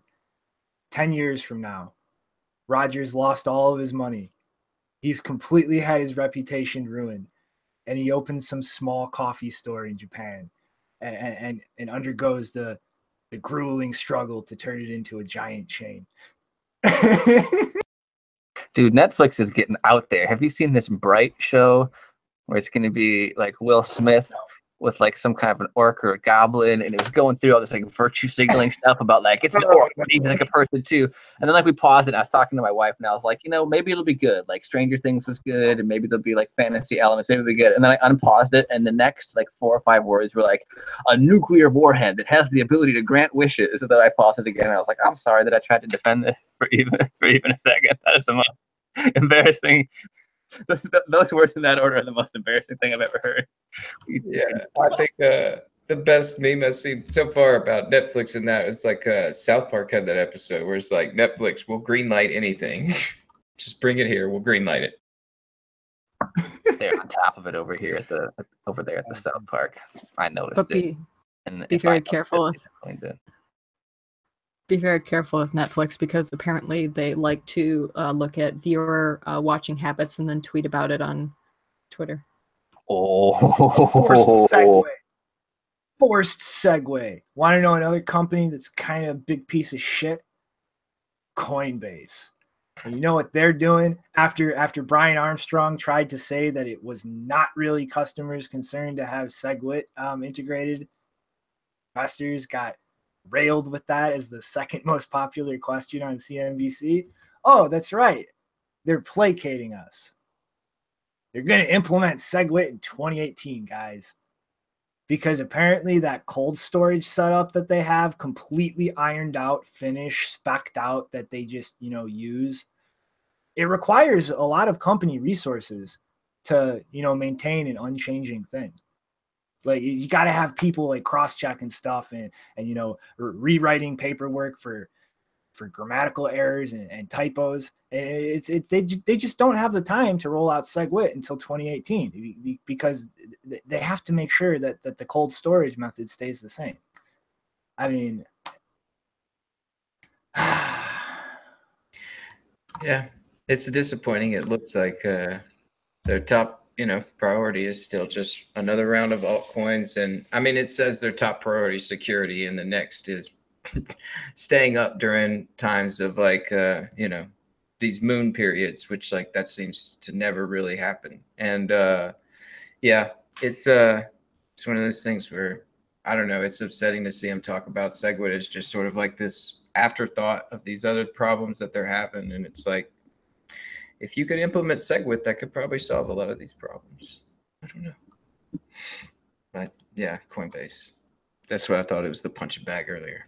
they're really busy doing a whole horse load of independent research on Ethereum sharding and acceleration and all that kind of stuff. They're like, Bitcoin, let's focus on our new crypto offerings. And it's like, can we not do that? Can we go ahead and focus on Coinbase and Bitcoin and the original Helix? I don't know if I'm alone in feeling like that, but I feel like the resources could have been better spent on Bitcoin. It feels like there's a lot of money in dragging your heels on this process. I don't know. Yeah, time preference is pretty amazing in this space. And then also the convenient insular value offering that Coinbase was conveniently able to deliver Bcash by not having any of those funds available for like a long ass time, during which time preference is like the most valuable time preference that you could ever imagine. And it's like, that seems extremely fucked up, but apparently that's just the way that things work over at Coinbase. So yeah, dude, didn't you know, they gotta roll out CryptoKitties support because Ethereum is the future. And this has absolutely nothing to do with Brian Armstrong dumping a lot of his Bitcoin for Ethereum way back in the day and just getting all butthurt about lost gains. Nothing to do with that at all. Yeah, he's shooting for those sick gains, right? It's about, man. If you're a CEO of a major billion-dollar company, man, you got to be making those sick gains. Otherwise, yeah, how you gonna bro down? can't bro down without the sick gains. Gotta get that Lambo money. Mm-hmm. But to slide along, our horrible segue. Badass fucking news, guys. Zerolink in the house. Okay, so what's going on here? Zerolink has been coded. There are still possibly fringe bugs, but all of the things dealing with mixing and coin signing are pretty solid. And Nopara is attempting to organize a test mix on testnet next Wednesday.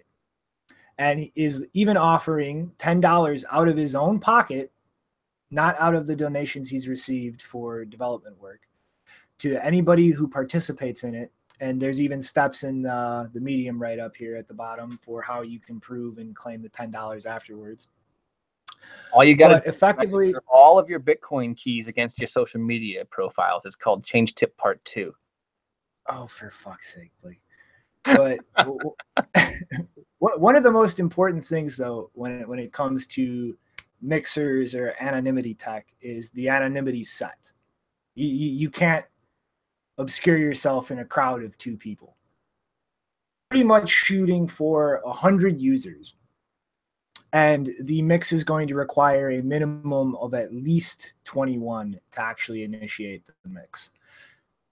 A convenient global clock here, 4 different intervals of time zones spaced out pretty well. And as well with this write-up, there is an actual doc to help you set up Hidden Wallet and get yourself loaded up with testnet coins and prepared for the mix. One of the most important things is you can actually set the wallet up to automatically participate so that you don't actually have to be at your computer at the time if the mix. Yeah, if the Blake, what the hell are you doing? You just completely distracted me.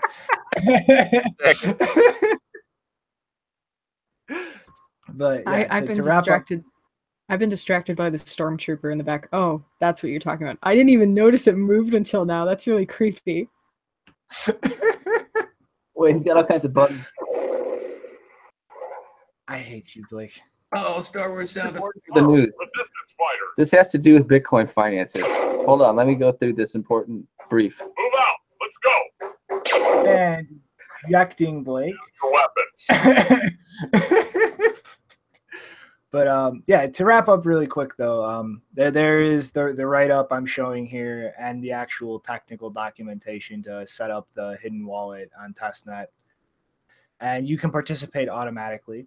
And what's going to happen is if we can get 100 people to participate in this mix and actually show that there is solid demand for this kind of thing, it'll be released on mainnet.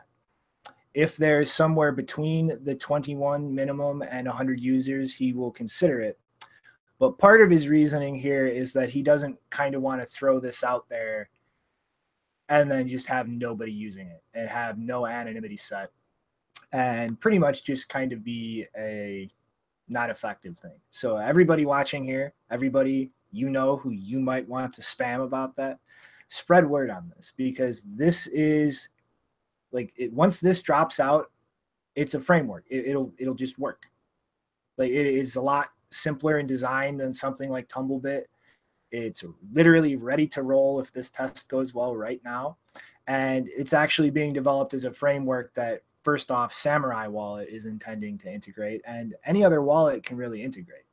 So if this goes well and we can actually get a lot of force behind it, this is a huge improvement for privacy and fungibility on the main chain. And it's like it's done. Like it's pretty much just this test and the willingness to use it that is the impotence to it actually rolling out. So let's get behind it, people. And now, Blake, because I had the screen share going the entire time, you can show off your Stormtrooper. Thanks, then. This is... Are they all clones, or is that in the new one? I feel like I should know this, but... I think they are all clones. This is Captain Phasma, but in a white suit, so it's not a clone. So you lose and I win.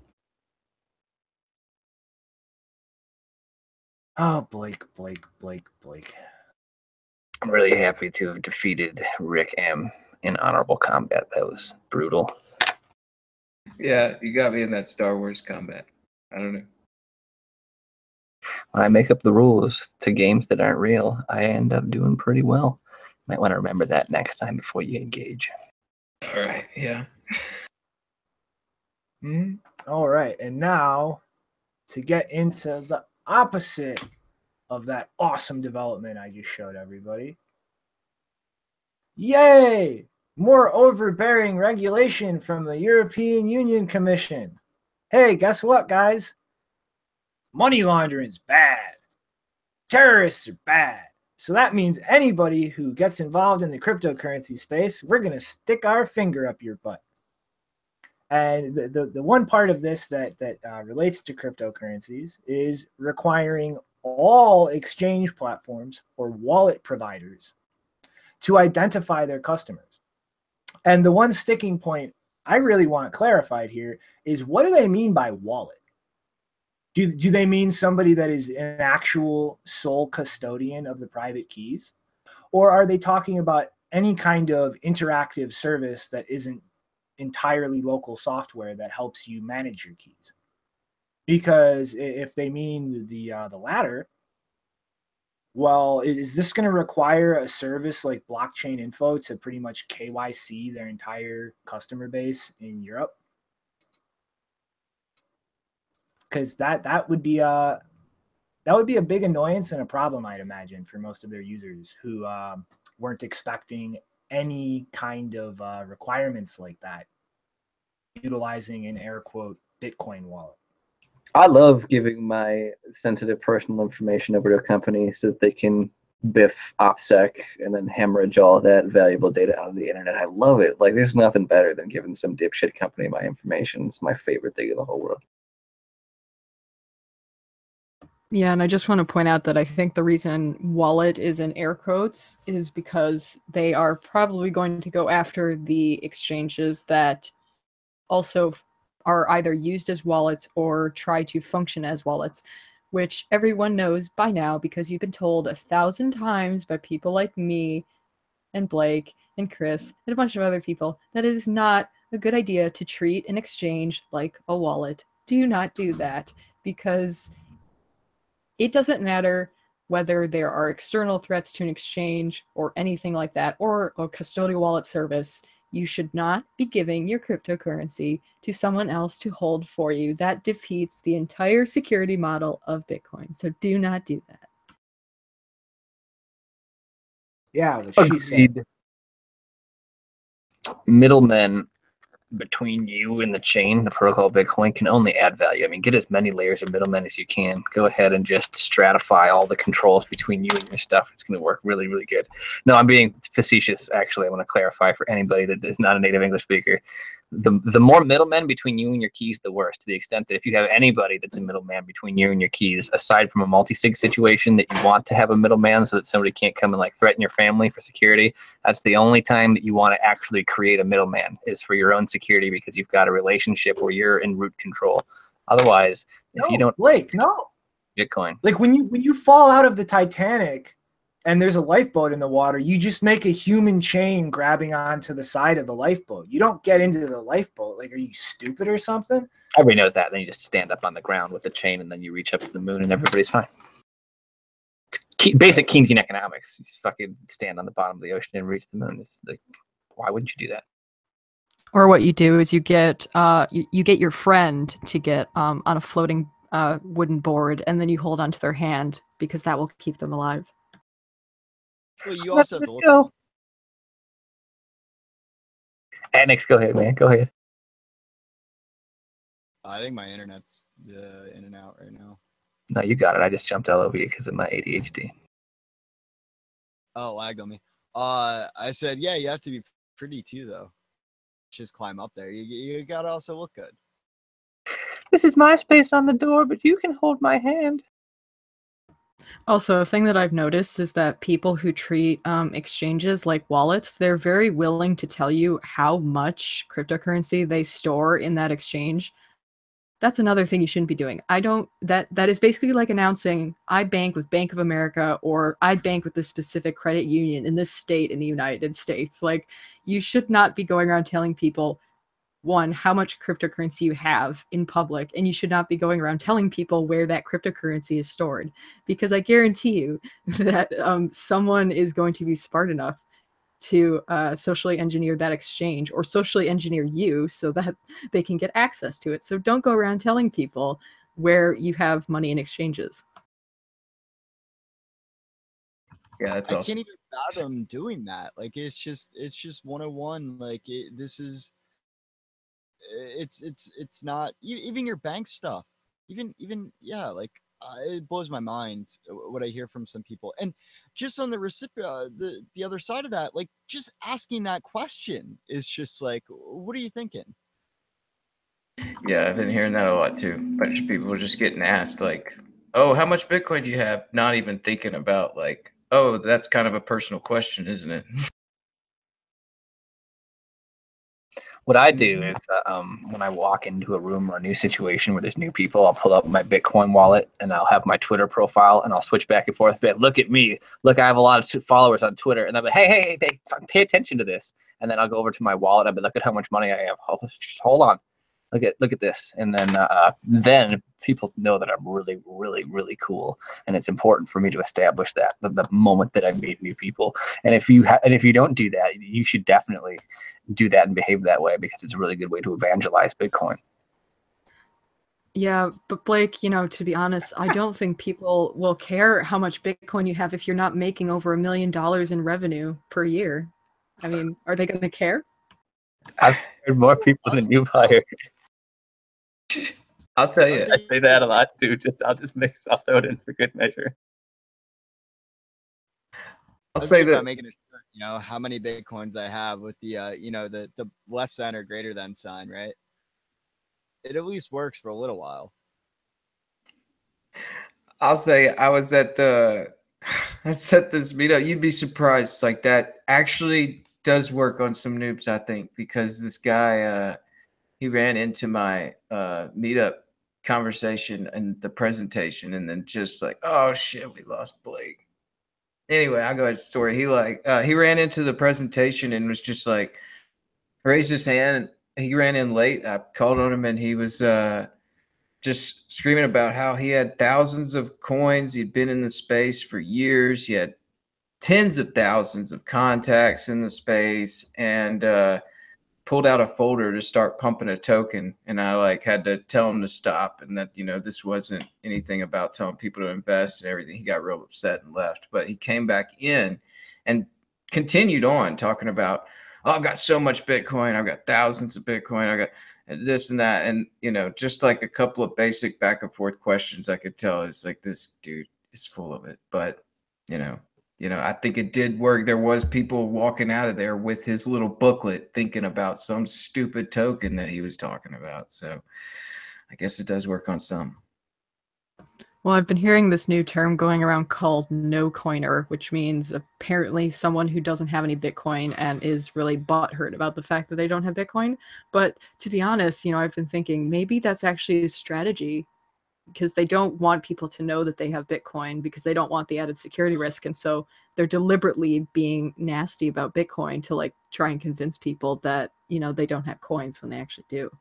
It's actually a very smart move. Fainting sheep technique, right? Yep. I mean, and now that Blake's gone, though, gosh, what a pretentious guy. I mean, his Twitter followers, his Bitcoin stash. I mean, did you see that leather jacket? Like, what? The stormtrooper. Who is this guy? I want the stormtrooper, man. All I got's a tree. I need the stormtrooper. Man, I was just trying to head to Toshi Station. I mean, geez, guy thinks he has a bunch of money, and so he's the coolest guy ever. Jesus Christ.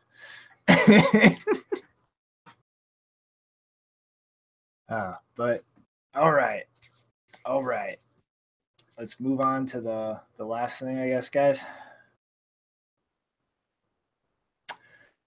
Alrighty then.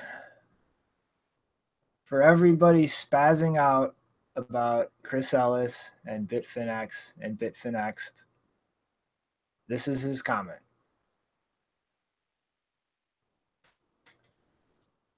It's Chris. Re the changes to the profile on Twitter. Please don't panic. I have to do some reports for law enforcement for the Tether hack, and over the last week, Bitfinex came under a lot of DDoS attack and also some costly spam attacks on the deposit addresses. It looks like the attackers wanted to try and slow down withdrawals. And again, like I mentioned earlier, for anybody unaware, the more outputs you have in a transaction makes it more expensive to spend. So peppering small outputs to an address is going to raise the cost to withdraw everything from it. And the devs have now put in anti-spam measures to stop this. And yeah, like the rest of you, that's about all I know about this situation. Yeah, the only thing I want to point out is that you've all been fooled because you've been told by Bitfinex and Tone and Jimmy that the Twitter bird emojis were warrant canaries. They are not warrant canaries. Stop calling them that. You need to go and consult a little book called Law for Dummies, and you need to know what the definition of a warrant is. And then you need to actually find, if you think they're warrants, find any evidence that they're actually warrant canaries if you want. Go busy yourself with that instead of making hour-long videos speculating on what the implications are of removing red birds from a Twitter bio. Okay? I have a suggestion. Oh, and also, just, I mean, I don't know how many of you have experienced this, but it's completely weird to be sitting next to someone or talking to someone in a chat, and then on Twitter you have these messages from people saying, I think this person is dead. Please give a proof of life. Like, if you don't understand the gravity of, you know, how much that affects people, then maybe you should be quiet and you should maybe talk to people in private first and ask them what's going on before wildly speculating on social media. Yeah, Chris is fine, everybody. It's just obviously, you know, this shitstorm is not completely stress-free. And then to move on to the last little bit, which I just want to touch on quickly because I am so sick of this topic. Apparently, Ab33, one of Bitfinex followers on Twitter, is attempting to launch a class action lawsuit against iFinex, the parent company of Bitfinex.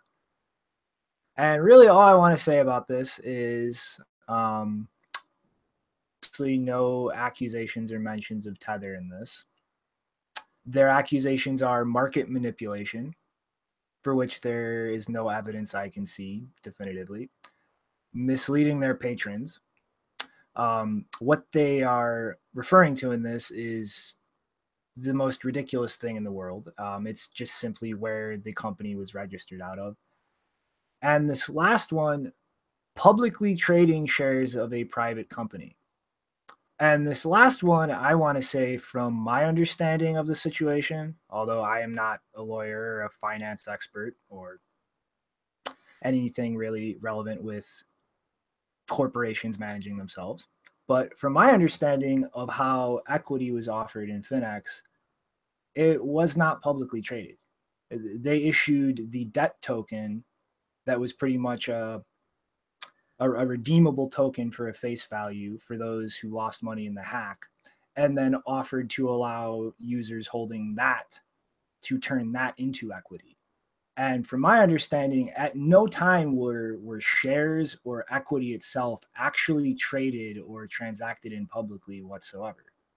They had the outstanding debt tokens and then allowed those to be converted into equity, which to my understanding is held solely by the people it's held by and not publicly tradable in any form, past, present, or future. So that said, I guess let's strap in for a wild wave of FUD, guys. I'm not seeing any evidence in this. And quite frankly, like I said when I started, I am sick to death of this topic. Yeah, it seems like a firing range back and forth from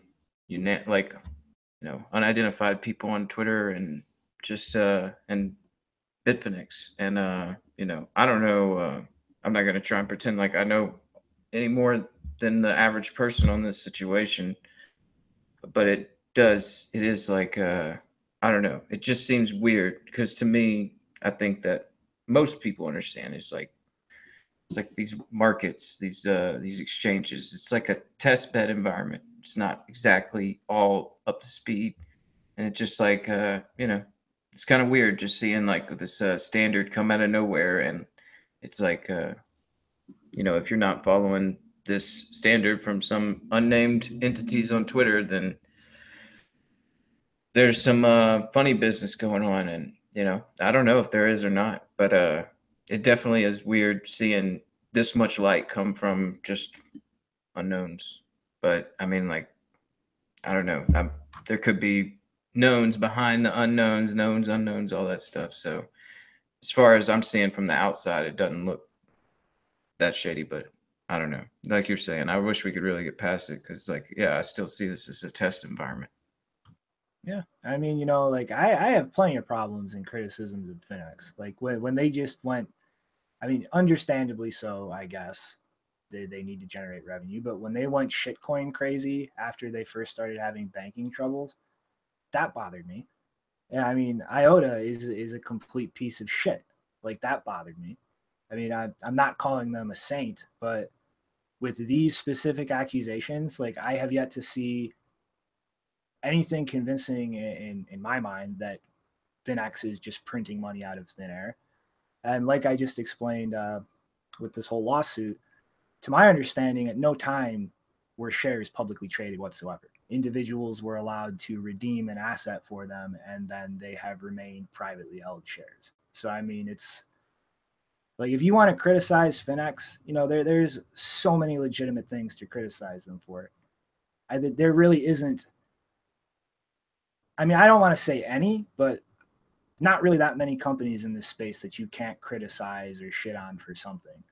But just like let's try to keep it based in reality and not wild speculation, because I mean, we're on the cusp of really going mainstream at this time, and it's not going to do any of us any good, and it's not going to help people coming into this space to just be met with a wild typhoon of bullshit and craziness, as opposed to something resembling like actual representations of reality.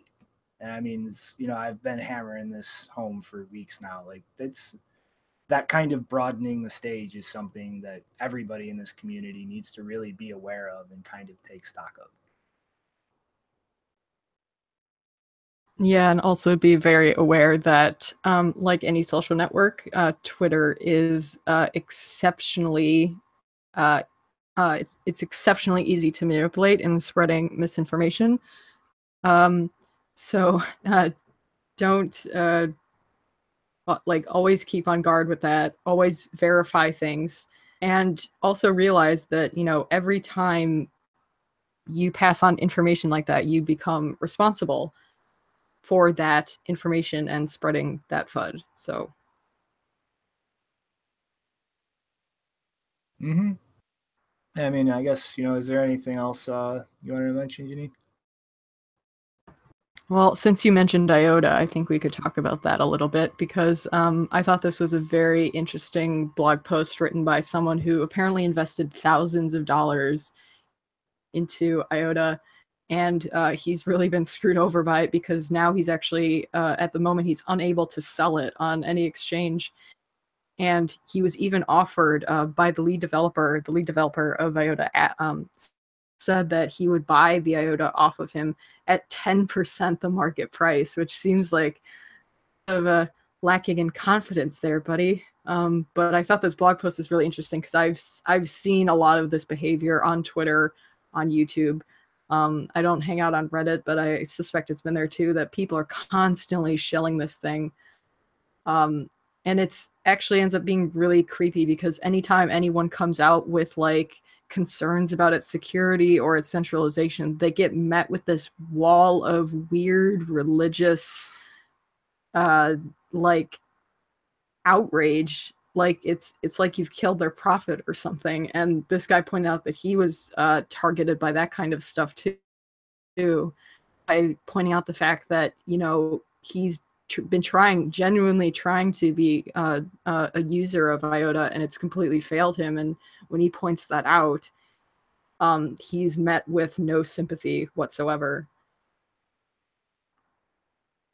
Mm-hmm. And I mean, you know, JRAD isn't the only one. Like, I don't want to name names, but like somebody else I know from, I guess, a core supporter community just went full in Iota. And I don't mean like JRAD, he invested a little bit. I mean, he sold everything, to my understanding, or most of everything, and went all in Iota. And I mean, it's fucked up. Because I mean, like, it's this space is so new.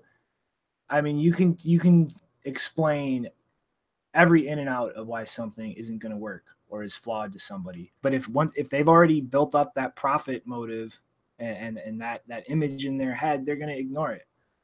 Like you can point at other analogous examples all day long, but if that idea that they're going to make money off this has sunk into their head, it's like almost impossible to walk somebody back from that, and it's just sad. I mean, it's all heavily theoretical too, and I think the entire system depends on having multiple coordinators and multiple verification kind of server setups, right? That just don't exist. I mean, it started trading right away. It started trading for way too much. The whole entire premise of it as a valid, I don't know. I don't even want to get into it too much because honestly, just annoys me. Yeah, I'll say that, as far as I've heard on the ground level, people interested in it is because of the pump that happened. They're like, oh man, did you see Iota go up? And oh, I should have got in. I mean, like, yeah, it's yeah, and like technical. I mean, if anyone is taking issue with the fact that we're, pointing out that there's some really scammy behavior going on with it, like I was interested in it very early on. When I heard about it, I was like, wow, that's interesting. How could so far we've only really heard about cryptocurrencies that use blockchains, and so now we had this new thing that was like a blockless chain or whatever they called it. And they also claimed it was quantum resistant. I was like, that's cool. Okay, so I was interested in it because I wanted to see, okay, what kind of innovation and what experimentation is being done in quantum resistant algorithms. Problem with Iota existing. The point where I had to back away and say, whoa, something is seriously wrong here, is where one of the developers openly admitted to deliberately putting a vulnerability in the code in order to I think it was some kind of like copyright mechanism somehow that if anyone forked Iota, then they could basically attack that fork chain because they would be aware of the vulnerability and they could take it down. Like that for me is the breaking point. Like once you have developers that are deliberately putting bugs into things, I'm done with you and I don't want anything to do with you. And that's not only irresponsible, but it's completely like I don't want to have any money that I own be on a network with developers who are willing to do that kind of thing. Yeah, and I mean the way they kept the central coordinator like under wraps until somebody figured that out and posted that publicly. I mean the system literally does not function without a completely centralized node checkpointing things going forward. Like that, like right now, it literally requires that to exist. And they tried to hide that. I mean, that is so disingenuous. I mean, like, I know like it's not the best thing to talk about people, but in this case, I mean, they clearly lied. They clearly engaged in things that I would call highly unethical. And I'm going to say that because that is how I honestly assess the situation.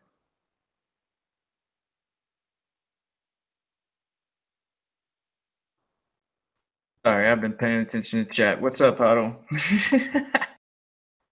Did we even mention yet that apparently Bitcoin is at close to 20K again?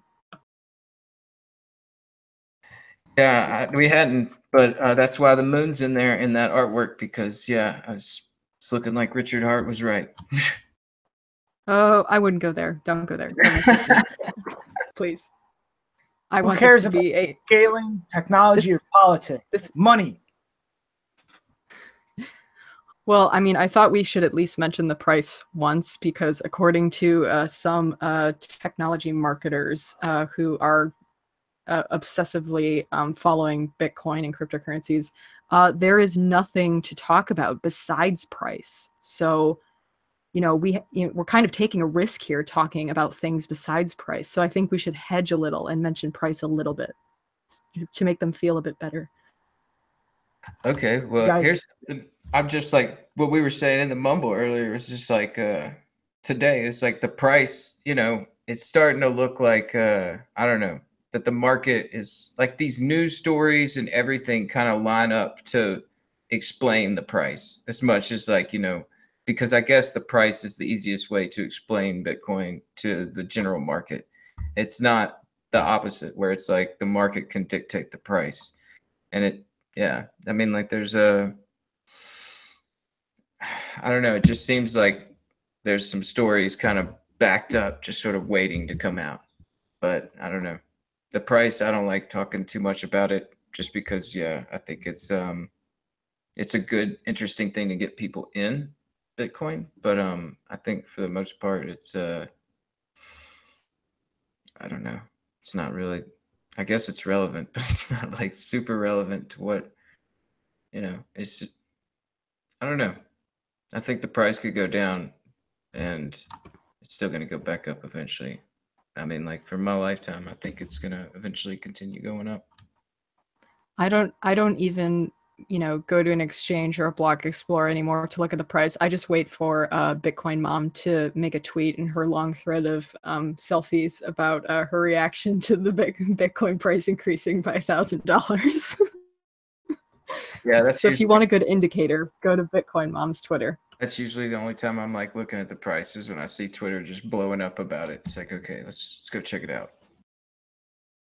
Yeah, those tweets are always pretty funny. But guess anybody got any last thoughts before we call it a night? Here, I'm gonna pump this Cash App card just real quick because let me make sure. I don't think there's any number on it. No. But like I think it's pretty cool, like that you get to design these little cards, and like they sent me this one. I see that design. I don't know if you can see. It says to the moon. Yeah. Oh, nice. Cool. And that's the Square Cash App, right? Right. You just sign up to the Cash App, and then they tell you to design a little card, and then they send it to you, and you can load it up with, cash from your debit card to this card, and then I'm gonna do that, just a couple times, and maybe they'll give me access to the buy Bitcoin because that's really the only thing I want is to buy Bitcoin. Give me access, Jack. Come on, I'm pumping your card.